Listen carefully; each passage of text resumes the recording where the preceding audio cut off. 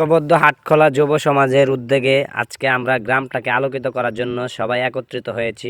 প্রবাসীদের অর্থ সহযোগিতায় আমরা গ্রামের প্রত্যেকটা লোকে গ্রামের লাইটিং ব্যবস্থার জন্য আজকে আমরা সবাই পৌরসভার মতো সৌন্দর্যে আলোক বর্ধন করার জন্য আমরা সবাই একত্রিত হয়ে গ্রামে কাজ করছি। সবাই বড় ভাই, ছোট ভাই, এলাকার ময় মুরব্বী যারা ছিল আমাদেরকে সহযোগিতা করেছেন এবং প্রবাস থেকে যারা আমাদেরকে অর্থ দিয়ে সহযোগিতা করেছেন তাদেরকে অসংখ্য ধন্যবাদ জানাই। আমাদের গ্রামের সৌন্দর্যের জন্য তারা এত সুন্দর একটি উদ্যোগ নিয়েছেন।